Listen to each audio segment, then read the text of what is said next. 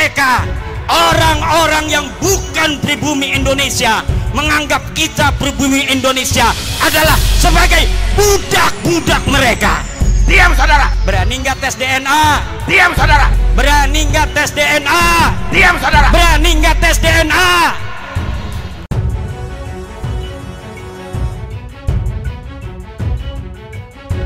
Assalamualaikum warahmatullahi wabarakatuh. Saudaraku yang dirahmati Allah.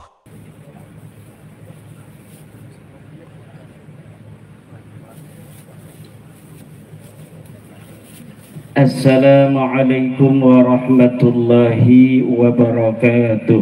Waalaikumsalam. Alhamdulillahil malikil hakim, al-jawadil karimil azizir rahim, fattariqu ilaihi wadihul lil qasidin, waddalilu alaihi laihul lin nazirin. Wassalatu wassalamu ala sayyidina Muhammadin wa ala alihi wa sahbihi ajma'in. Amma ba'du. Faya ashabul fadail, hadratil mukarramin, para alim, para kiai, para ulama, wabil khusus sahibil bait Kiai Abdul Rashid, pengasuh majlis salawat nariyah Tafrijiyah Blitar, mata'anallah bituli hayati. Guru kita bersama Kiai Haji Saifuddin Zuhri dari asli dari Blitar, cuma sekarang lagi ngendong di Malang. Kiai Agus, Bapak Bupati Blitar yang diwakili oleh orang tua kita bersama hari ini dari Kabupaten Blitar, dari camat yang saya hormati Bapak Kepala Desa, Ketua Majelis Ulama Indonesia Blitar, Ketua PCNU Blitar, Ketua PWI LS Blitar, hadir juga Ketua PWI LS Tulung Agung beserta Laskar Sabilillah Tulung Agung, ingin membantu acara di Blitar pada malam hari ini yang sungguh luar biasa.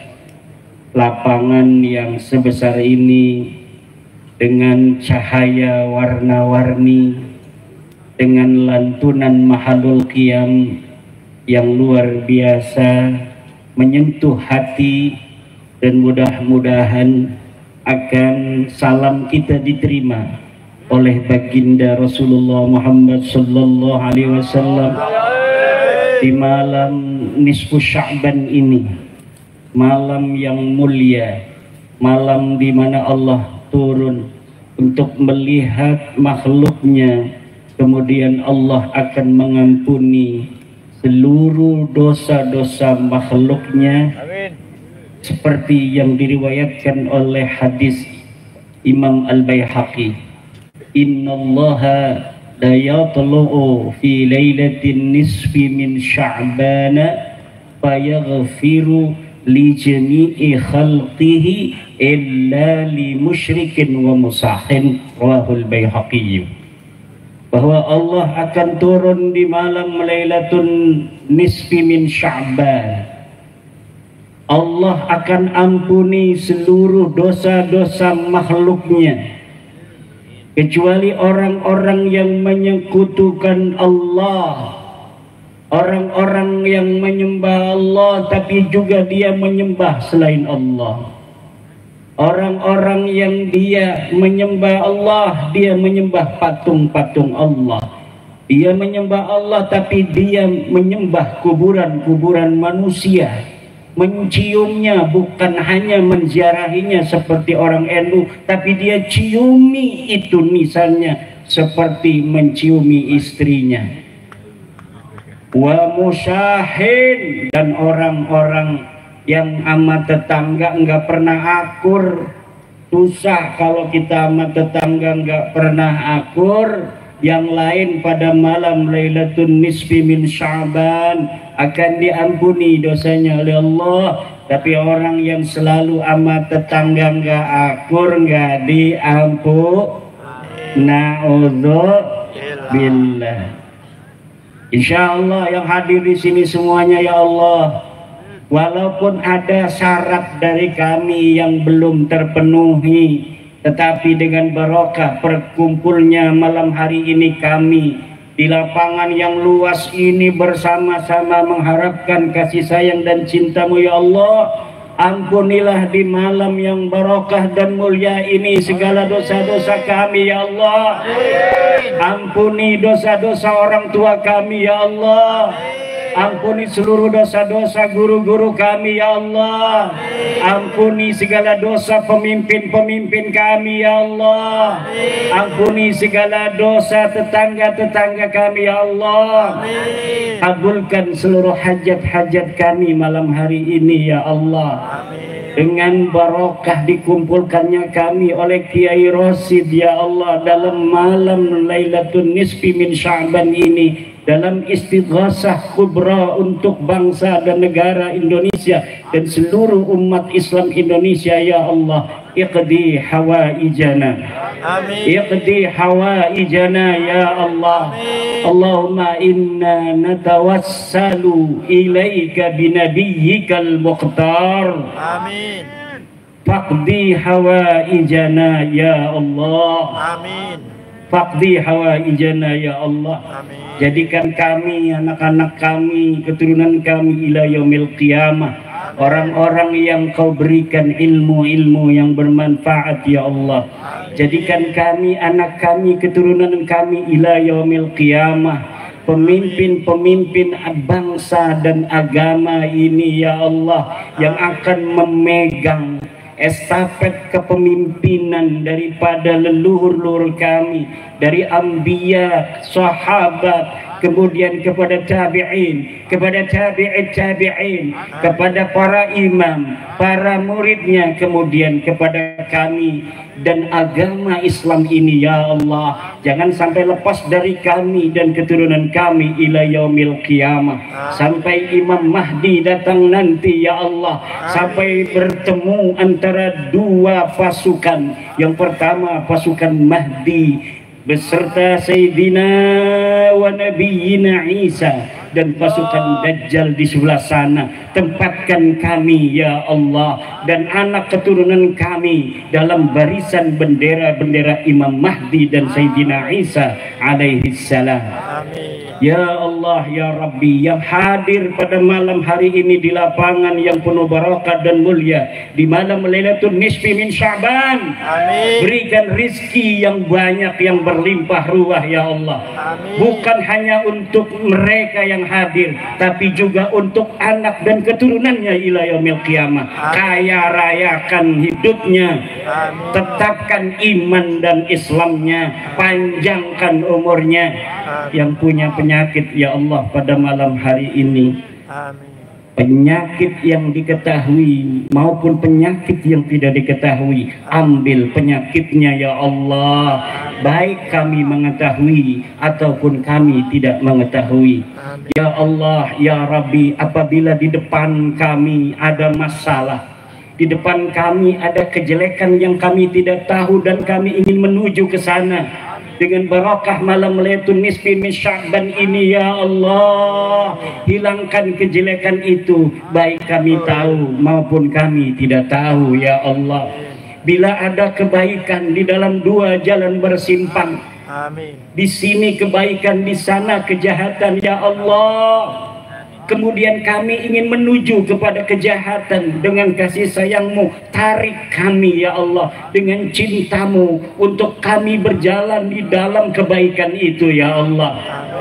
Kalaulah kami ya Allah ya Rabbi berniat ingin berbuat yang jelek, ya Allah, kami sadar dalam kejelekan, kami ingin berbuat jelek, tapi dengan kasih sayang dan cinta-Mu paksa kami ya Allah untuk hanya berjalan dalam kebaikanmu. Iyyaka na'budu wa iyyaka nasta'in.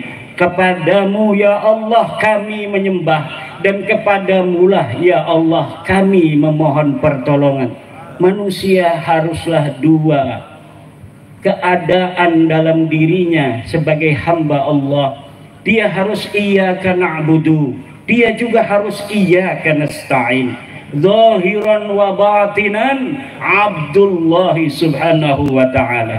Iyyaka na'budu adalah menyembah Allah zahiran, dia berpuasa, dia salat 5 waktu. Tetapi iyyaka nasta'in ini adalah fi'lul qalbi. Iyyaka nasta'in isti'anah, memohon kepada Allah pertolongan, adalah fi'lul qalbi la ya'lamuhu illa huwa wallahu subhanahu wa ta'ala. Amin ya Allah ya Rabbal Alamin. Kalau orang mau menuju Siratal Mustaqim, Siratal Mustaqim di dalam surah Al-Fatihah itu didahului oleh iyyaka na'budu wa iyyaka nasta'in. Tidak bisa iyyaka na'budu saja sampai kepada Siratal Mustaqim. Tidak bisa iyyaka nasta'in saja sampai kepada Siratal Mustaqim. Orang yang bisa berkata ihdinas siratal mustaqim, tunjukkanlah jalan yang lurus, adalah orang-orang yang sebelumnya iyyaka na'budu wa iyyaka nasta'in. Kalau dia hanya iyyaka na'budu, tidak pernah dalam hatinya memohon isti'anah kepada Allah, pertolongan kepada Allah, maka dia tidak akan bisa sampai kepada Siratal Mustaqim.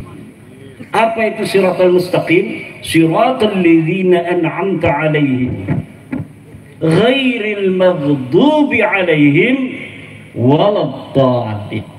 Jalan orang-orang yang kau beri nikmat. Siapa orang-orang yang kau beri nikmat? Minan nabiyyin was-siddiqin wasyuhada was-salihin. Para nabi dan para wali-wali Allah, siddiqin, orang yang sangat jujur. Raine karo atine podo iku siddiq. Wong raine bagus atine Allah, raine bagus atine elek, iku tidaklah menjadi siddiq. Siddiq itu zahiran wa batinan, dia sehat mubalaghah, siddiqun. Sehat mubalaghah sadukun, saddaqun, siddiqun, misdaqun, sadikun. Lah ini siddiqin, orang-orang yang jujur. Kemudian orang-orang yang hanya iyyaka na'budu, kayak wong Wahabi. Wong Wahabi ku iyyaka na'budu ini luar biasa. Allahu Akbar, Allahu Akbar, langsung tamu ditinggal. Wong Wahabi langsung wudhu, sholat, tamu melongo bedewe. Ada lagi orang yang cuma iyyaka nasta'in, ning Allah bekuat, Allah, Allah, Allah, pori-pori ini bayi nyeluk Allah, tapi sholat orang gelap, ya iya. Sholat orang gelem iki wong iyyaka nasta'in doang, tapi ora iyyaka na'budu. Iki masih akeh, Bu. Masih akeh Pak wong sing iyyaka nasta'in tapi ora iyyaka na'budu. Kadang-kadang dheweke iku lebih baik kedelenge dalam akhlak daripada wong sing iyyaka na'budu. Ora lakukan salat tapi ora lakukan korupsi. Anak wong sholat melulu tapi korupsi. Lah sing iki sing bagus endi ku? Wong ora kon salat, ora korupsi. Tapi wong sholat baik korupsi, bagus endi? Lah kasing bagus. Orang yang sholat tapi dia korupsi tidak bagus. Orang yang tidak sholat tapi tidak pernah korupsi tidak bagus, karena dia tidak bisa mencapai siratal mustaqim, jalan yang lurus. Jalan yang lurus hanya bisa dicapai oleh siapa? Iyyaka na'budu wa iyyaka nasta'in. Orang yang mau menyembah Allah dalam zahirnya dan dalam hatinya ada kepasrahan, butuh kepada Allah, zikir deweke, maca ijazah saking Mbah Hasyim. Ini yang dibaca tadi, Bu. Ini yang dibaca wiridan tadi, wiridan Mbah Hasyim Asy'ari, yang jarang orang tahu, tapi Kiai Rosid dapat ijazah dari muridnya Mbah Hasyim Asy'ari. Alhamdulillah. Mana itu Kiai Rosid? Ini yang hadir semua diijazahkan ya. Jadi sanadnya langsung bisa ke Mbah Hasyim Asy'ari. Cari wiridan harus yang sanadnya jelas. Sing sanadnya ora jelas, ana wonge tapi laka sebenarnya mah. Aja dicukut wiridanane. Ya aran binanu laka wonge. Aja. Lah orang bakal manfaat, orang bakal barokah. Wong-wonge laka di hadaratine laka wonge. Ana makame doang makame makam palsu. Legena apa? Lah ari Mbah Hasyim Asy'ari mah, Mbah Hasyim Asy'ari lu ngening tebu ireng, ya makame ana. Tulisanane masih ana. Risalah Ahli Sunnah wal Jamaah. Anak-anaknya masih ana. Ijazah Bukharinya banyak muridnya, mungkin sekarang cucu-cucunya, cucu muridnya masih ada. Kalau saya cicit, saya ngambil sanad Bukhari dari Tebu Ireng. Di rumah guru saya dari Tebu Ireng, paman-paman. Tapi saya tidak cukup, saya nyelinap ngaji di Tebu Ireng tanpa orang Tebu Ireng tahu. Kiai Habib masih ngajarin kita Sahih Bukhari, saya ngaji di Tebu Ireng. Wong Tebu Ireng orang weruh, kita ngaji ning Tebu Ireng Sahih Bukhari ning Kiai Habib, bari didorong-dorong kelawan kursi roda. Kenapa? Sanadnya jelas. Mbah Hasyim Asy'ari muhaddisun faqihun, muhaddisun faqihun, dan hati-hati dalam tasawuf. Mbah Hasyim Asy'ari sufi, tapi hati-hati dalam tasawuf. Tidak sembarangan tasawuf Mbah Hasyim mau. Kenapa? Karena tasawuf qad ikhtalata minha bil falsafah. Banyak dari tasawuf yang telah bercampur dengan filsafat, dan sebagiannya lagi qad ikhtalata bizandaqah, dengan kezindikan. Wis kita mah sing penting inget ning Allah. Ora salat maning ora apa-apa ning Al-Qur'an nega. Aqimus shalah lidzikri. Dirikanlah salat karena mengingat aku. Karena tujuan salat adalah mengingat Allah, maka ora usah salat, sing penting inget ning Allah. Petoa. Sira lamun pengen mangan inget doang warga ora. Betul apa ora? Ibu-ibu pengen mangan. Ibu-ibu pengen mangan, inget doang wareg ta ora? Iki melongo iki ngerti ta ora bahasa Jawa kresek iki? Bu. Iki kula wong Banten. Tapi Banten ngomongnya ana sing Jawa. 4 kabupaten itu Jawa. Kabupaten Serang, Kota Serang, Cilegon, Kabupaten Tangerang. Kabupaten Tangerang ada 29 kecamatan, 7 kecamatan bahasa Jawa. Kula ning Kabupaten Tangerang bahasane Jawa. Jawa ndi? Ya Jawa bener. Tapi digawan ning Wonogiri kula ngomong Jawa. Wong Wonogiri orang ngerti kula ngomong Jawa iku apa artine? Remen kata orang tua dulu leluhur wong Kresek Banten itu dari Jawa. Sudah sekitar 1570 sampai sekarang 2024. Wis 500-an tahun. 500-an tahun wis ana ning Banten. Barang balik ning Wonogiri ngomong Jawa, ngakune orang ngerti ngomong Jawa.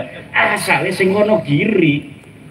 Salah satu nenek saya itu dari Wonogiri, Nyai Ageng Wonogiri. Nyai Ageng Wonogiri masih ada makam ning Banten. Dikawin nang Sultan Maulana Muhammad Nasruddin. Maulana Muhammad berumur 24 tahun perang mati. Rabine lagi ngandung umur 3 bulan. Coba lamun umpamane waktu iku rabine orang ngandung, Kesultanan Banten putus. Ning zaman Sultan Maulana Muhammad Nasruddin sultan ketiga dari Banten. Tapi alhamdulillah ketika deke perang mati, rabine lagi meteng wong Wonogiri. Kemudian dua anak arane Abdul Qadir. Abdul Qadir dari Sultan Abdul Mafakhir Mahmud Abdul Qadir. Barang dari Sultan arani dawa. Kudune mah presiden kita ke Prabowo Subianto. Ketika jadi presiden dawa arane. Presiden Prabowo Subianto Manuto Putro. Supaya keren Pak Bupati. Coba kalau di Tangerang udah Pak Bupati sini.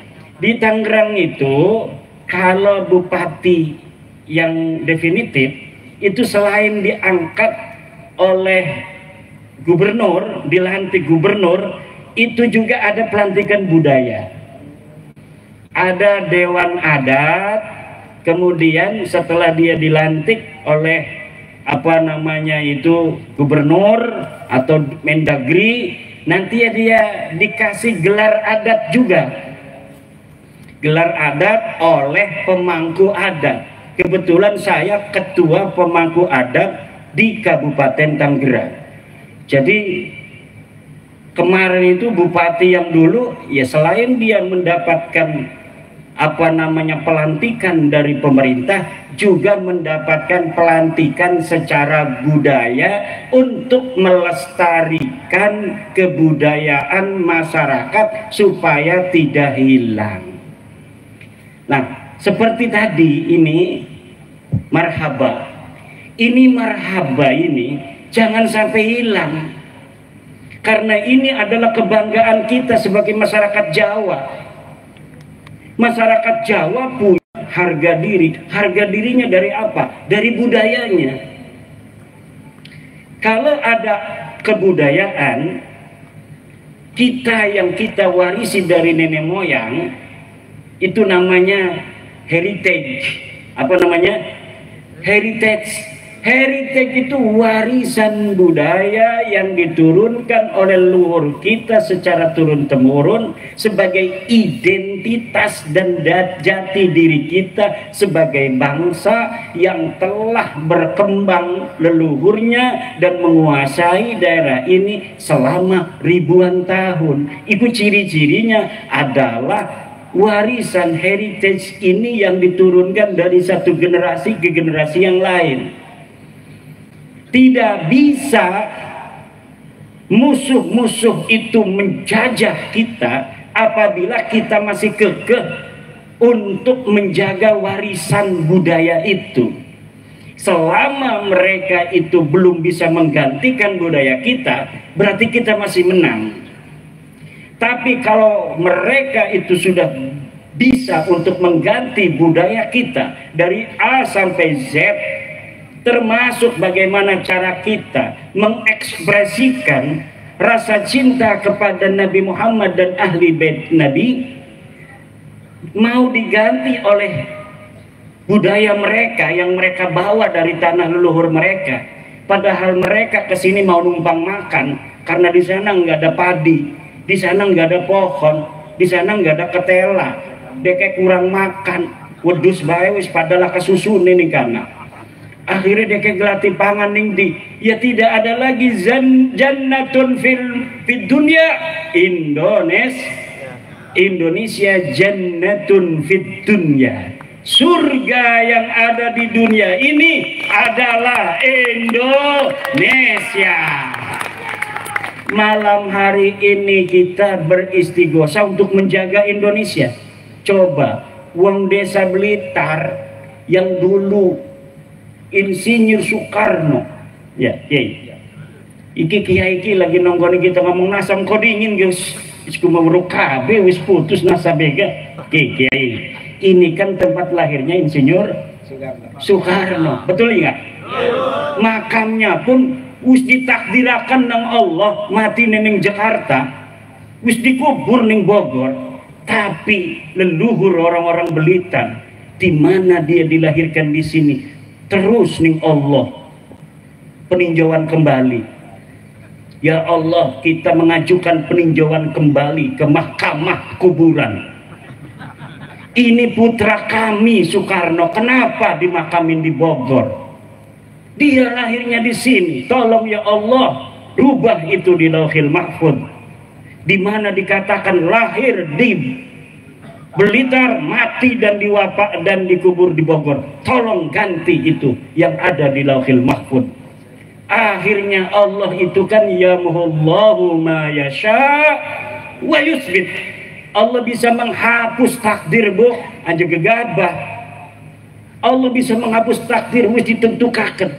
Maka digerakkanlah akhirnya kita bangsa Indonesia untuk memindahkan jasad Bung Karno dari Bogor kembali ke kampung halamannya di Blitar ini. Aja macam-macam wong Blitar. Wong Blitar iki presiden se-Indonesia. Presiden pertama se-Indonesia, tapi aja sombong dingin, presiden kedua wong Banten. Siapa namanya? Saprudin Prawira, yang bisa menyelamatkan Indonesia ketika Soekarno sedang di penjara. Saudara, siapa dia? Saprudin Prawira Negara bin Pangeran Hatab bin Sultan Aliuddin Raja terakhir Banten. Orang kalah kita gitu. Ibu tuane uang Padang. Wong Banten kan uangnya orang pati open. Ibunya dia aslinya orang Banten, bapaknya asli orang Banten, ngomongnya Jawa, lahir ning Kaujon, uangnya wong Anyer. Tapi ketika sudah wafat, dibiarkan aja. Dia ada yang menyangka sebagai pemberontak dan lain sebagainya. Padahal untuk menyelamatkan Insinyur Soekarno, karena dia berteman dengan Insinyur Soekarno yang sedang di penjara. Kalau umpamanya tidak ada pemerintahan darurat, maka nanti luar negeri mengatakan Indonesia sudah tidak ada, maka penjajah yang dulu pernah menjajah Indonesia bisa masuk kembali.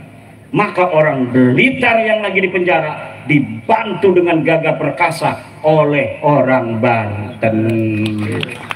Jadilah Indonesia masih tekan siki ku Pak. Ceritanya mekonon, makanya kudu dimai kopi wong Banten merenek ki. Ki wong Banten tak kasing maulah apa-apa. Ana duren ning kana wis dibuka kita kon merene apa jawane. Ini baru dibuka sama Kiai Agus, udah di bel katanya mau siap istighosa. Saya mau makan durian dulu, nggak bisa katanya. Ya, adaifu kal mayit, namanya tamu seperti mayit, kita ikut aja ke sini nggak ada apa-apa. Malah suruh dikir lagi, padahal saya udah naik mobil dari Banten 11 jam, mau istirahat dibelin melulu tuh sama PWI Tulungagung, PWI Blitar. Kiai jangan istirahat, langsung aja. Karena apa? Sebenarnya saya ini ceramah itu bukan ahlinya Pak. Saya ini tukang ngajar ngaji Fathul Qorib di rumahnya, tukang ngajari Fathul Mu'in. Ki gara-gara nasab ki kula diundang-undang. Gara-gara nasab Balawi saya teliti, ya biasa aja penelitian bahwa Balawi duduk putune Nabi, diundang-undang merene-merene. Lamun orang teka maksa, awas sudah jauh teka maksa.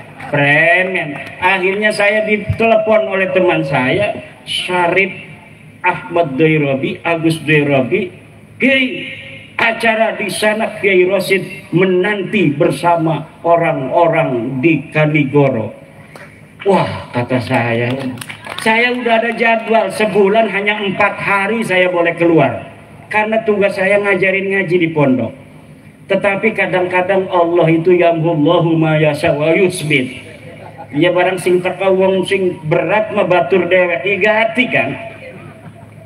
Karo Kiai Abdul Rasyid baru kenalan hatinya saja, sama-sama ahli istighosa. Tapi durung pernah kependak kan, orang-orang berat durung pernah kependak. Tapi kalau Syarif Dairobi mah kulane kependak baik. Jadi orang enak. Wong sing berteman itu punya hukuk, alaihi hakun, mempunyai hak, lahu wa alaihi hakun. Akhirnya walaupun saya sudah ada jadwal 4 hari di Lampung, tidak lagi nerima yang lain. 1 bulan Februari ini terpaksa ini merene doang ki, sing 11 jam sing Banten merene, kesuk balik maning. Allah hanya pengen kependak karo ibu-ibu yang cantik-cantik, keluarga besar Presiden Soekarno. Ini kita ini malam ini mau apa namanya istighosah mendoakan bangsa Indonesia karena lagi bahaya iki. Akeh sing adu domba. Presiden kita diadu domba supaya pecah kongsi. Presiden Prabowo diadu domba karo Pak Jokowi. Pak Jokowi diadu domba karo Bu Mega. Ibu Mega diadu domba karo SBY. SBY diadu domba karo Fufu Fafa. Macem-macem lah. Kata Pak Prabowo, jangan pisahkan aku dan dia. Gak mau. Pak Prabowo itu orang cerdas, bos. Orang mau misahin Pak Prabowo dengan Pak Jokowi nggak bisa. Orang memisahkan Pak Jokowi Bu Mega nggak bisa. Kedelengin doang orang akur gak. Semuanya hatinya demi bangsa dan negara Indonesia. Orang-orang yang sudah ditakdirkan Allah di atas. Untuk apa? Untuk menjaga, untuk menjadi pemimpin bangsa. Pasti di dalam hatinya ada kecintaan kepada bangsa dan negara Indonesia. Semuanya saya yakin tidak mau bangsa dan negara Indonesia ini hancur, kembali ke zaman dahulu kala. Masing-masing daerah gawe kerajaan dewek, Blitar gawe kerajaan sendiri, Tulung Agung bikin kerajaan sendiri, Solo bikin kerajaan sendiri, Banten bikin kerajaan sendiri. Masing-masing gampang diadu domba, masing-masing gampang peperangan. Sekarang ini ketika sudah ada Indonesia, saudara, kita ini aman, tentrem, kertara harja. Hari Arab jadi malaikat KB mau bisa korupsi setitik karena kena mau manusia aja. Ini tujuannya pemimpin kita Pak Prabowo untuk bangsa negara, Pak Jokowi untuk bangsa negara, Pak Ibu Megawati untuk bangsa negara, SBY untuk bangsa negara, Gus Dur untuk bangsa negara, Pak Muhaimin untuk bangsa negara, PBNU untuk bangsa negara. Tetapi manusia KB tujuannya baik, tapi kita lamun bisa mesin ngarep mekononku iku arane manusiawi, Bu. Ngerti teh boten nyengir-nyengir mekenen ki. Bu, semuanya untuk bangsa negara kita. Tetapi karena manusia itu wataknya itu seperti watak asalnya. Asalnya manusia itu adalah dari sperma, Bu. Sperma itu kalau kita belajar ilmu biologi, kita ingin belajar ilmu biologi ketika ning sanawiyah. Ada zigot segala macam, bahwa manusia ketika dia itu menjadi sperma itu jumlahnya jutaan masuk ke rahim wanita. Tapi yang nyampe pertama hanya satu. Yang paling cepat nyampenya inilah ke dinding rahim wanita yang akan menjadi anak. Yang lainnya itu mati. Kenapa? Karena kalau sudah ditempatin satu, yang lain tidak bisa. Jadi manusia itu asalnya musabakoh. Manusia itu nih sekarang ini kitalah yang terbaik dari saudara-saudara kita yang jumlahnya jutaan itu. Waktu malam-malam abah kita, karomah kita kitalah yang pertama, yang terhebat. Kemudian kita menjadi segumpal darah, kemudian jadi segumpal daging, kemudian dibentuklah oleh Allah, laki-laki atau perempuan, dikasih nyawa oleh Allah, dilahirkan. Dialah yang terbaik, dialah pemenang. Nah, manusia masih ingat waktu dheweke ning jero rahim rebutan karo dulur-dulure. Maka walaupun tujuannya bagus semua, tapi ada persaingan. Iku persaingannya namanya persaingan politik. Persaingan politik itu wajar. Tapi tidak bisa diadu domba untuk menyengsarakan rakyat, nggak bakal mau mereka. Mereka itu hanya mau bersaing politik dengan tujuan sama, yaitu demi bangsa dan negara. Lah musuh-musuh ini ngadu domba agar negara kita hancur. Rela apa tidak kalau ada orang mengadu domba pemimpin-pemimpin kita agar bangsa dan negara kita hancur? Ya. Lawan apa lawan? Ya. Hancurkan apa tidak? Hancurkan itu orang-orang yang mau mengadu domba Bapak Prabowo dan Bapak Jokowi, yang mau mengadu domba Bapak Jokowi dan Ibu Mega, yang mau mengadu domba Ibu Mega dengan SBY, yang mau mengadu domba Bapak Prabowo dengan Bapak Gibran Raka Buming Raka. Hancurkan ya Allah, sehancur-hancurnya. Kenapa? Kalau pemimpin-pemimpin kita itu sudah bisa diadu domba, maka lemah kekuatan kita. Banten niku Pak, Banten cerita gimana? Bukan karena saya orang Banten membanggakan Banten, tetapi memang dalam buku sejarah Banten tidak bisa dimasuki oleh musuh kecuali oleh pengkhianat yang dari dalam Banten sendiri. Sultan Hasanuddin ketika jadi sultan didatangi oleh siapa itu orang Belanda itu. Bukan yang pertama kali datang. Pertama kali datang dari Eropa ke Indonesia ini, ke Nusantara. Itu pertama datang ke Banten. Mau dagang katanya. Akhirnya diterima oleh orang Banten. Pas dagang dia memonopoli, diusir sama orang Banten. Kemudian pada zaman Sultan kedua Maulana Yusuf juga diusir. Pada Sultan Maulana Muhammad tidak bisa menguasai. Pada zaman Sultan Abdul Mafahir mulai perang 1630. Pada saat Sultan Agung Tirtayasa puncak peperangan VOC Belanda dengan Kesultanan Banten. Nggak bisa menang itu musuh-musuh Banten. Tapi ketika diadu domba oleh Belanda antara ayah dan anak, akhirnya anaknya ini mau memberontak pada ayahnya. Musuh sudah ada di istana sendiri, barulah bisa ditaklukkan. Dan kelakuan seperti ini bukan hanya Banten, seluruh bangsa Nusantara itu adalah para pejuang petarung yang siap perang. Ki wong Blitar ki siap perang kabeh iki. Senajan kedelenge pada lemes iki mah. Kenapa? Karena bukan masa perang. Kalau masa perang semuanya ini saya yakin mau perang. Makanya kita lagi risih kining Banten siki anak pik 2 ki. Ada pik 2 ini saya itu ada ketakutan apa?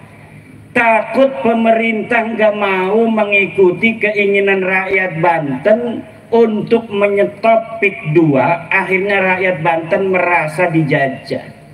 Kalau perasaan merasa dijajah sudah hadir, saya yakin, bukan memastikan, saya yakin akan terjadi suatu huru-hara.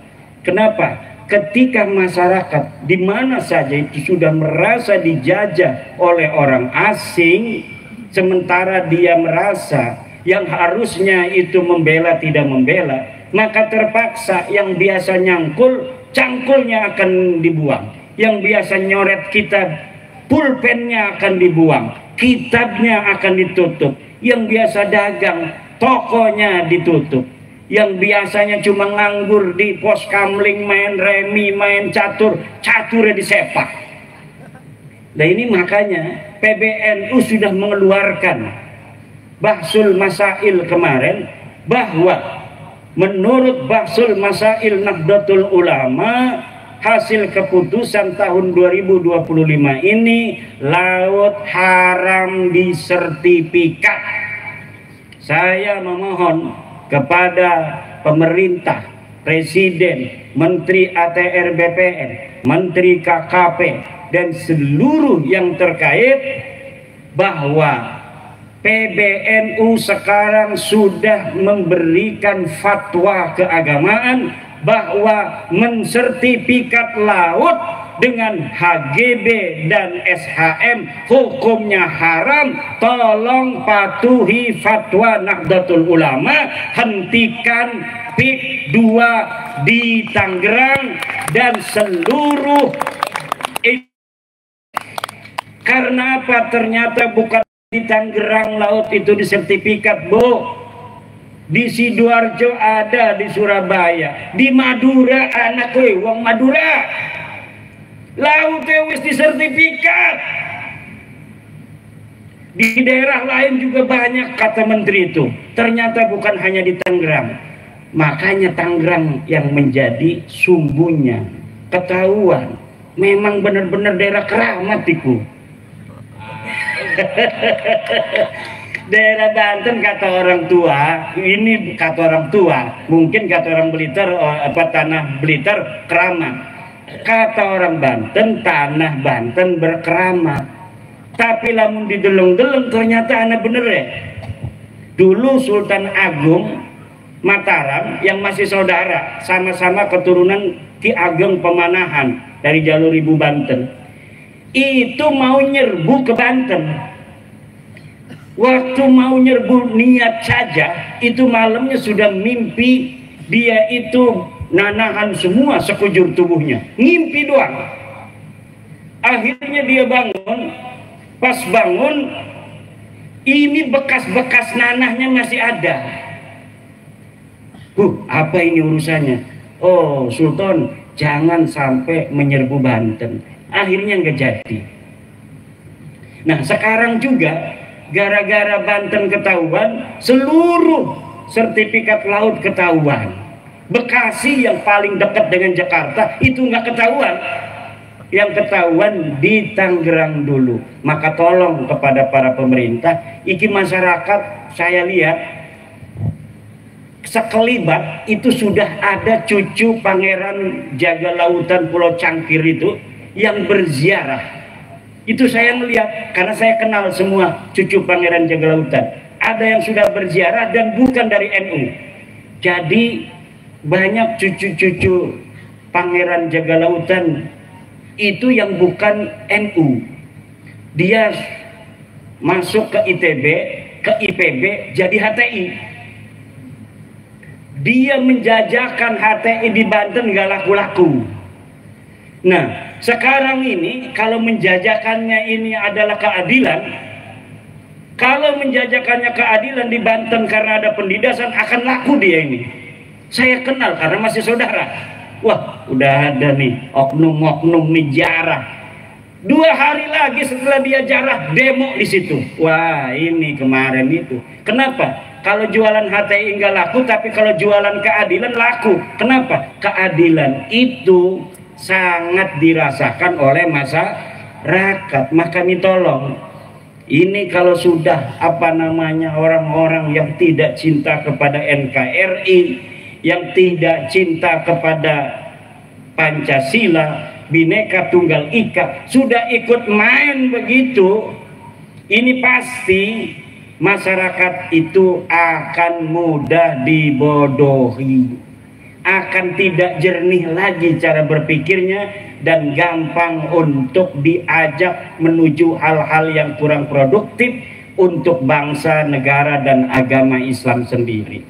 Maka tolong, hal-hal pembangunan yang sangat sensitif dengan kepentingan masyarakat secara luas seperti laut ini adalah milik umum, malun mustarak.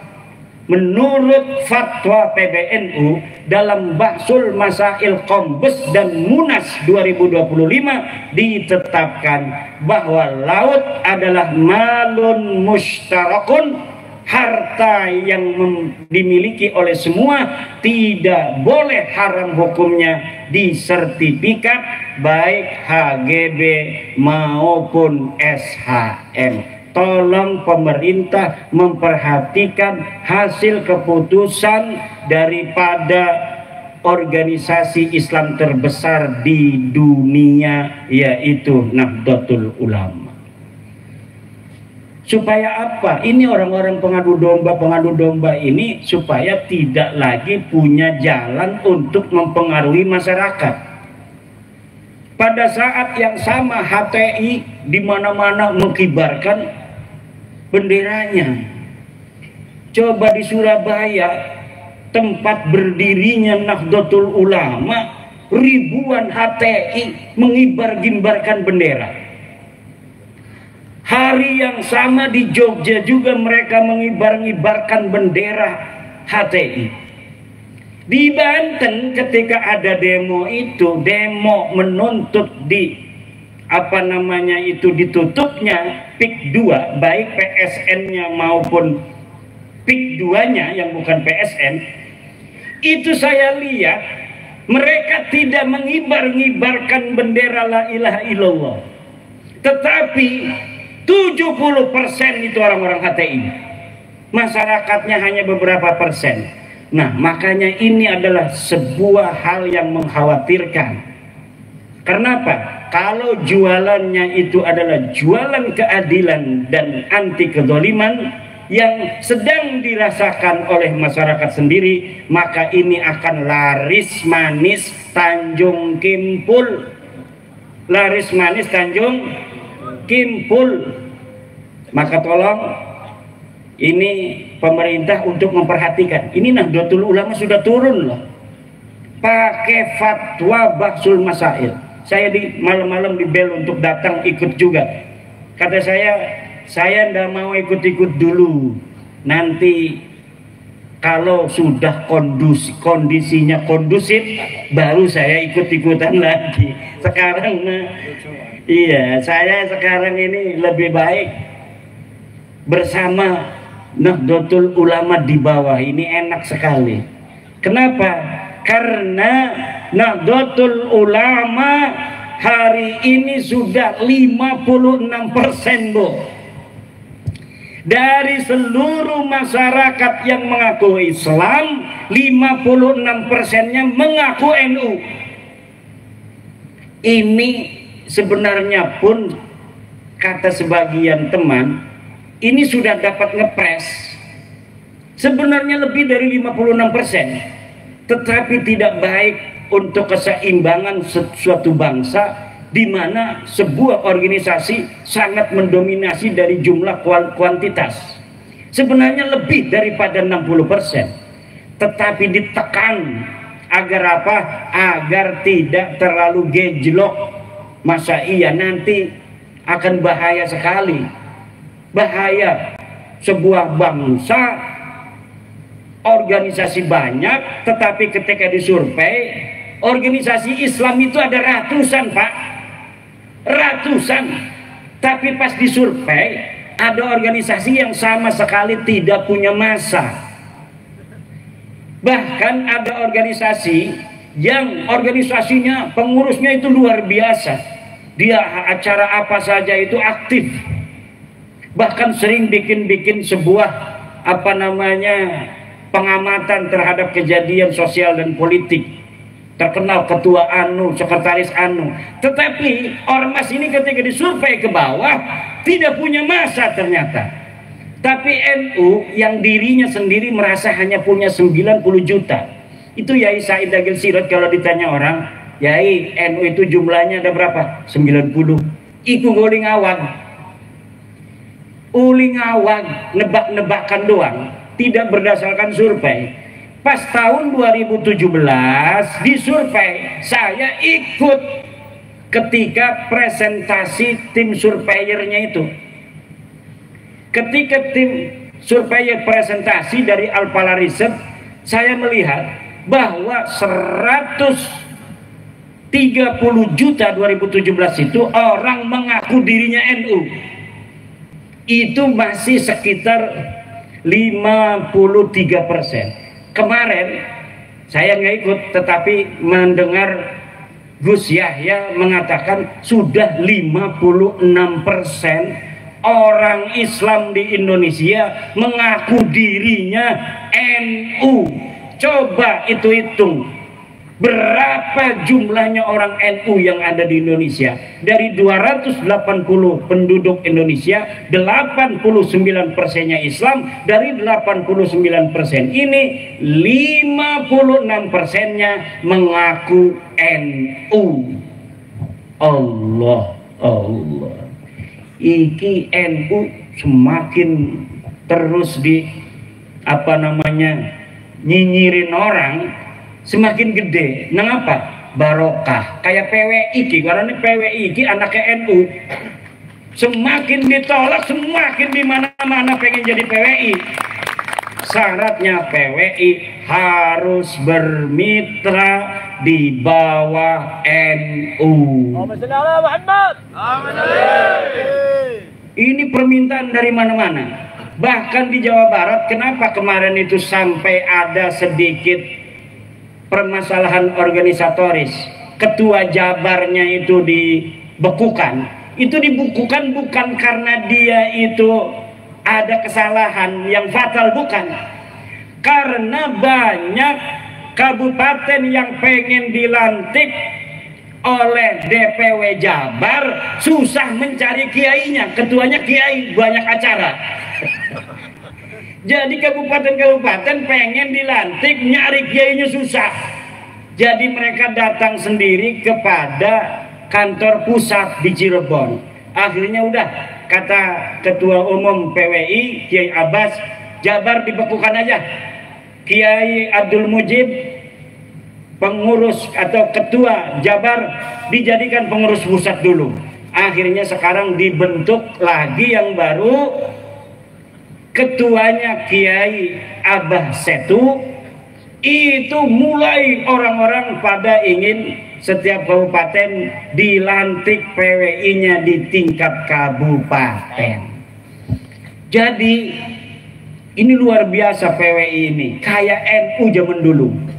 NU zaman dulu itu kadang-kadang belum ada pengurus provinsi. Ada kecamatan yang sudah mendeklarasikan MWCNU. Seperti di Banten itu kampung saya, itu Kiai Muhammad Amin pulang dari Mekah tahun 1936. Kiai Muhammad Amin ini bapaknya Kiai Ma'ruf Amin. Dia pulang dari Mekah, belum ada kepengurusan tingkat kabupaten PCNU tahun 1936. Tapi Kiai Amin ini langsung mendirikan MWCNU tingkat kecamatan. Jadi kecamatannya ada, kabupatennya belum ada. Nah ini seperti ini nih PW ini. Kadang-kadang kabupatennya pengen, provinsinya susah. Nyari ketua provinsinya karena kiai semua. Kalau di Wonogiri, Seragen, sekitarnya itu semuanya kebanyakan Surya PCNU. Gampang nyarinya kalau Surya, paling dia di pondok ngajar ngaji. Tapi kalau kiai penceramah susah. Nyari saya itu gampang, Pak. Karena ada di pondok ngajar ngaji tiap waktu. Asar ngajar ngaji, maghrib ngajar ngaji, subuh ngajar ngaji. Sekarang ini nggak ngajar ngaji nih, ya karena dikerjain oleh Kiai Rosin. Suruh bertemu dengan saudara-saudara Presiden Soekarno supaya saya dapat barokah. Ya Presiden Soekarno, terima kasih atas perjuanganmu dulu membebaskan bangsa dan negara ini dari penjajah. Terima kasih Blitar. Kami bangsa Indonesia mengucapkan terima kasih untuk Blitar yang telah melahirkan putra sang fajar Presiden Soekarno yang kemudian membebaskan kami dari penjajahan Belanda, penjajahan Jepang. Kita tinggal menghancurkan penjajahan spiritual, pengakuan orang-orang yang merasa lebih mulia dari orang lain. Ini bahaya bagi keagamaan masyarakat Islam. Dalam ajaran Islam, inna dina indallahil Islam, sesungguhnya agama yang paling mulia adalah agama Islam. Dan dalam Islam orang yang paling mulia itu adalah orang yang paling bertakwa. Inna akramakum indallahi atqakum. Bahwa sesungguhnya orang itu bukan dilihat kemuliaannya dari keturunan siapa dia, dilihat dari pangkatnya, dilihat dari banyaknya uang, tidak, tapi dilihat dari takwanya. Semakin dia bertakwa, maka dia semakin mulia di hadapan Allah Subhanahu wa ta'ala. Tidak ada di dalam Islam orang dilihat dari keturunannya. Dia mau keturunan siapa saja, kalau dia bertakwa, maka dialah yang paling mulia. Inilah ajaran Islam dan inilah ajaran Pancasila, sila kedua, kemanusiaan yang adil dan beradab.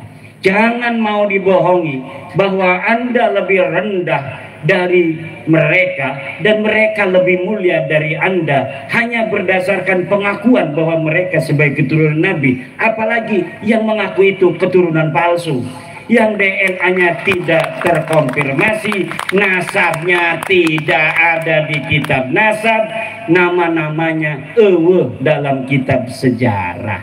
Jangan mau. Kalian orang-orang mulia, turunan orang mulia, orang Blitar, bahannya bahan bagus, bisa jadi presiden. Sudah terbukti orang yang lahir di Blitar bisa jadi presiden. Haram hukumnya orang Blitar merendahkan diri di hadapan bangsa lainnya, apalagi bangsanya itu bukan bangsa Indonesia.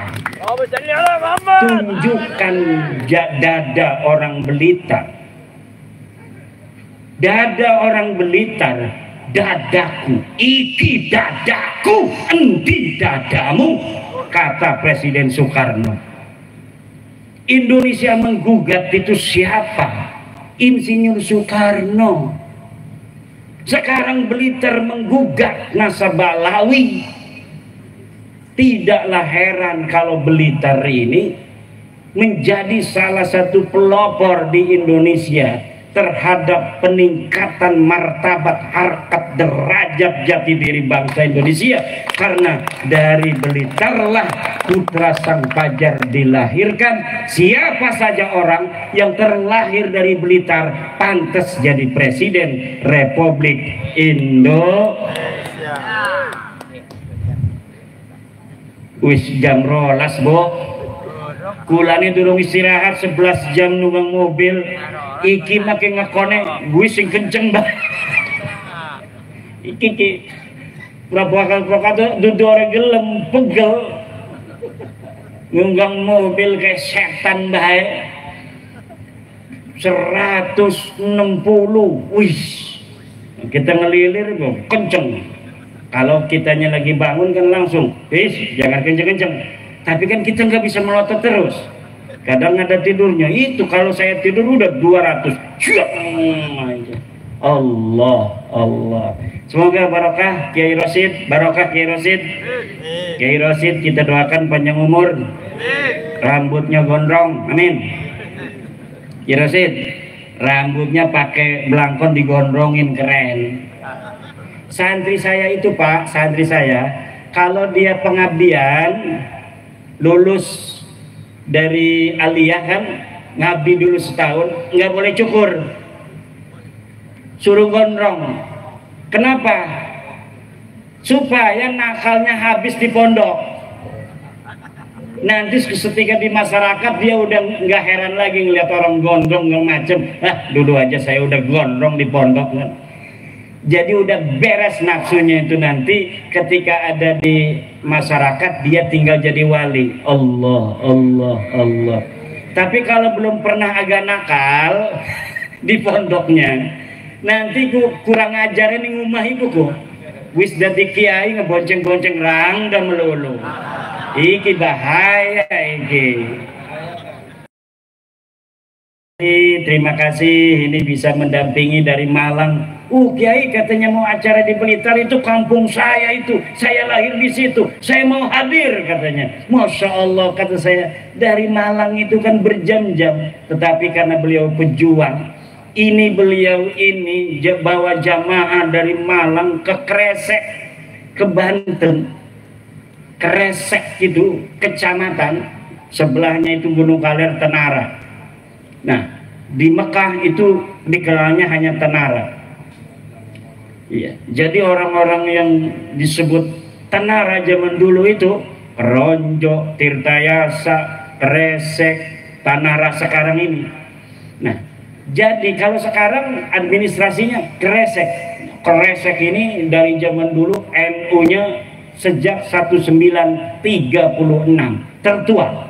MWCNU tertua, melahirkan ketua NU DKI Jakarta Kiai Ahmad Syatibi tahun 70-an, ketua partai NU juga, kemudian juga Kiai Ma'ruf Amin.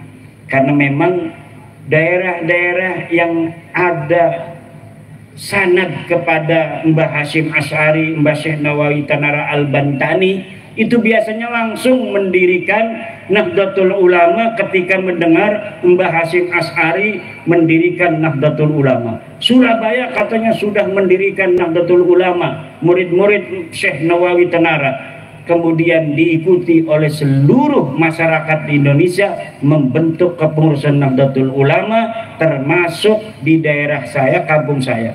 Cuma kalau sekarang dengan dulu, hebatan dulu. Dulu itu Ansor desa itu punya drum band. Sekarang Ansor nggak punya drum band, kalah sama Ansor tahun 50-60-an. Karena zaman dulu itu mungkin banyak saingan, jadi lebih lebih semangat. Sekarang ini di Banten nggak ada saingan. Memang Jawa Timur ini hebat organisasi NU-nya, tetapi masih ada Muhammadiyah segala macam di kampung-kampung. Kalau di Banten NU semua, tapi organisasinya nggak terlalu jalan. Tapi Muhammadiyah nggak ada di kampung-kampung. Di kecamatan itu nggak ada, itu di kampung-kampung kecamatan pengurus Muhammadiyah nggak ada, hanya ada di tingkat kabupaten. Tapi diajak NU-nya, kalau dia omong bukan NU marah. Tapi PBNU suruh begini, saya NU tapi NU-nya Mbah Hasyim. Mbah Hasyim udah wafat. Sekarang mah Mbah Miftahul Ahyar sama Gus Yahya.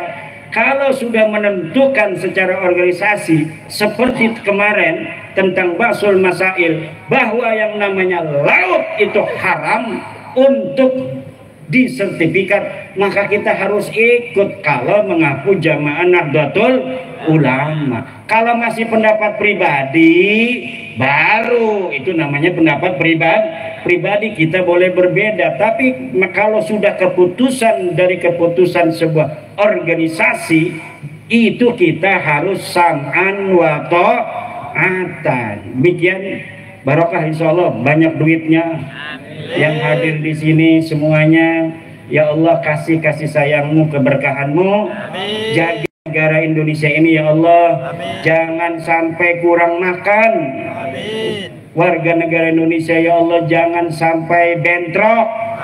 Jangan sampai pemimpinnya bisa diadu domba oleh pengacau itu. Adili Jokowi, itu bentuk adu domba itu.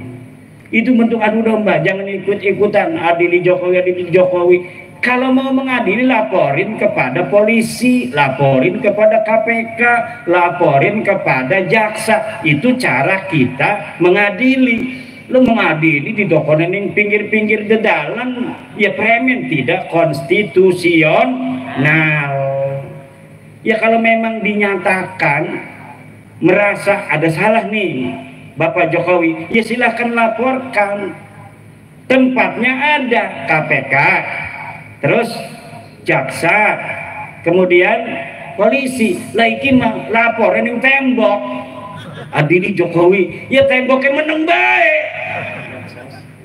Lah ini adalah upaya-upaya untuk membuat kacau Indonesia, memecah belah bangsa Indonesia, dimulai dari memecah belah para pemimpin-pemimpin kita. Warga Nahdlatul Ulama senantiasa setia kepada negara kesatuan Republik Indonesia. Ibu Mega pemimpin bangsa, Pak Jokowi pemimpin bangsa, Bapak Prabowo pemimpin bangsa, Gus Dur pemimpin bangsa, NU pemimpin bangsa.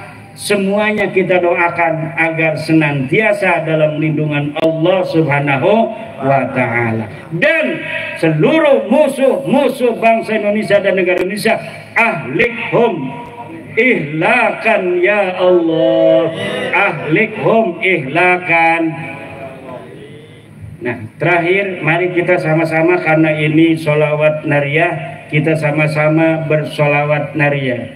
Allahumma sholli salatan kamilatan wa sallim salaman taman ala sayyidina Muhammadin alladhi tanhallu bihil uqadu wa tanfariju bil kurabu wa tuqda bil hawaiju wa tunalu bil ghaibu wa usul khawatimi wa yustasqal ghamamu biwajhil karim wa ala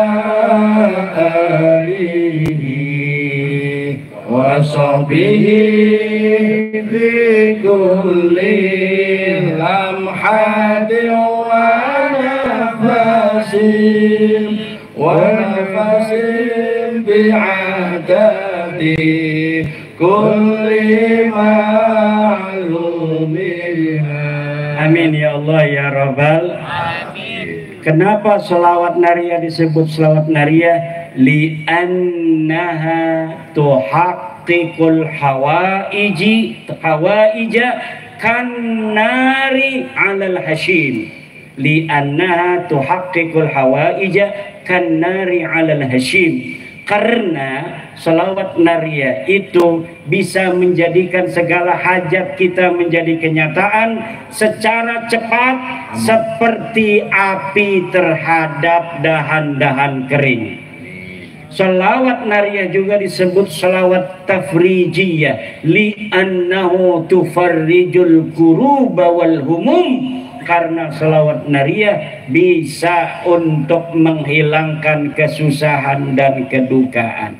Disebut juga sholawat nariyah itu miftahul kanzil muhit. Miftahul kanzil muhit li'annaha miftahul amwal. Karena sholawat nariyah itu kunci harta benda. Siapa orang membaca sholawat nariyah 4444 seorang diri maupun berjamaah seperti ini, kemudian dia berdoa hajatnya, tuqda lahul hawaij, maka hajatnya akan dikabulkan oleh Allah. Wa man arada ayanzura ila rasulillahi fi manamih falyaqra'ha mi'atan siapa orang yang ingin melihat Rasulullah di dalam mimpinya, maka baca selawat nariyah 100 kali. Siapa orang yang membaca dalam satu majelis selawat nariyah 100 kali, maka keinginannya akan dikabulkan Allah. Wallahul muwaffiqu ila aqwami thariqin. Wassalamualaikum warahmatullahi wabarakatuh. Waalaikumsalam warahmatullahi wabarakatuh.